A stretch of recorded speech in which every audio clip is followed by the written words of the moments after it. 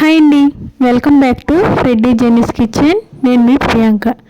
ఇవాళ మన రెసిపీ వచ్చేసి ఇంట్లోనే ఈజీగా అరటికాయతోని ఫ్రెంచ్ ఫ్రైస్ అనేది ఎలా చేయాలో ఈ వీడియోలో చూపిస్తున్నానండి. చూసారు కదా క్రిస్పీగా ఎలా వచ్చిందో సౌండ్.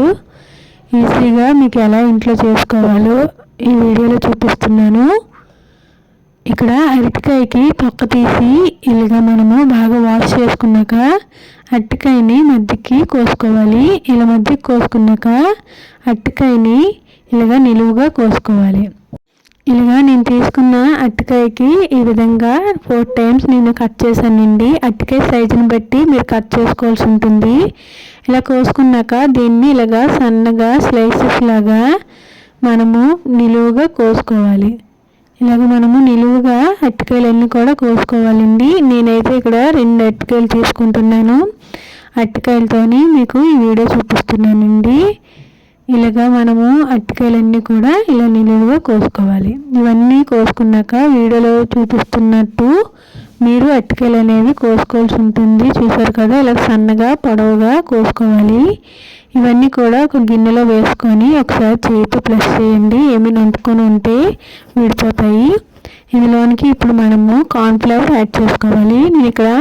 నేను తీసుకున్న 2 అరటికాయలకి 3 స్పూన్ల కార్న్ఫ్లవర్ అనేది యాడ్ చేస్తున్నాను. కార్న్ఫ్లవర్ వేయగానే ఒకసారి బాగా కలుపుకోవాలి. ఈ జొన్న పిండి అంతా కూడా అరటికాయలకి బాగా అంటుకునే వరకు ఒక 2 to 3 minutes వరకు బాగా కలుపుకోవాలి.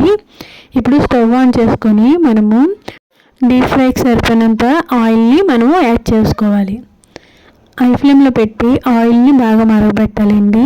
ఆయిల్ బాగా మరిగితేనే మనము ఈ యొక్క అరటికాయలు వేసినప్పుడు అంటుకోవు, నీట్గా కూడా మనకి వస్తాయి. హై ఫ్లేమ్లో వేసాక ఇప్పుడు మంటని మీడియం ఫ్లేమ్లో టర్న్ చేసి మనం కలుపుకున్న ఈ అరటికాయలన్నీ కూడా ఈ ఆయిల్లో వేసుకోవాలి.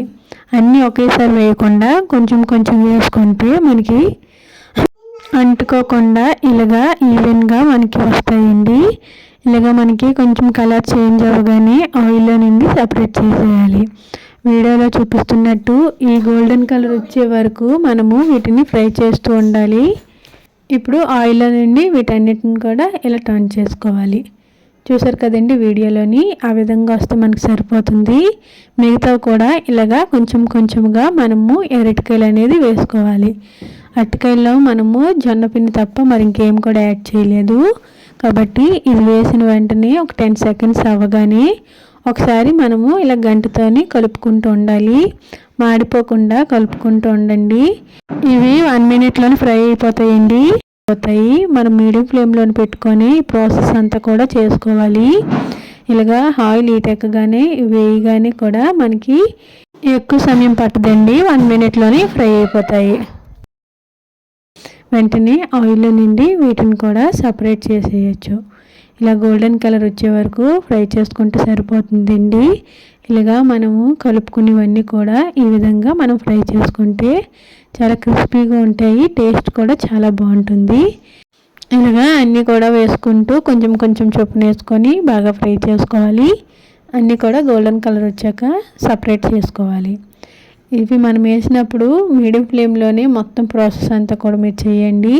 హై ఫ్లేమ్లో పెడితే త్వరగా కలర్ మారుతాయి కానీ లోన్ అనేవి పచ్చిగానే ఉంటుంది. కాబట్టి మీడియం ఫ్లేమ్లోనే చేయాలి. మనం వేపుకునేవన్నీ కూడా ఒక బౌల్లోకి తీసుకొని ఇందులోనికి 1 tablespoon కారం, 1/2 tablespoon సాల్ట్ వేసి ఈ విధంగా కలుపుకోవాలి. చూసారు కదా సౌండ్ అనేది క్రిస్పీగా ఎలాగొచ్చిందో. మనకి బనానా ఫ్రెంచ్ ఫ్రైస్ అనేది కరెక్ట్గా కుదిరినట్టేనండి. చేతితో అనుకున్న ఇలాగ మనం అంటున్న సౌండ్ బట్టి మనకి ఇవి బాగా ఫ్రై అయ్యని అర్థమవుతుంది. టేస్ట్ అయితే చాలా బాగుంది, క్రిస్పీగా టేస్టీగా. పిల్లలు కూడా చాలా ఇష్టంగా తింటారు. దీంతో టమాటా సాస్ని నేను ఇక్కడ యాడ్ చేసుకున్నాను. చాలా బాగుందండి. ఒకసారి పిల్లలకు కూడా మీరు ఇలా చేసి పెట్టారంటే ఎంత ఇష్టంగా తింటారు. ఎప్పుడు రొటీన్గా అరటికాయ కూర కాకుండా ఒకసారి అరటికాయలు ఇలా చేసి పెట్టండి. టేస్ట్ అయితే చాలా బాగుంటుంది. ఒకసారి మీరు కూడా మీ ఇంట్లోని ఈ విధంగా చేయండి. మీకు ఎలా కుదిరిందో మీ యొక్క ఫీడ్బ్యాక్ని మాకు కామెంట్స్లో తెలియజేయండి. మా వీడియోని లైక్ చేయండి, షేర్ చేయండి, మా ఛానల్ని సబ్స్క్రైబ్ చేసుకోండి. Thanks for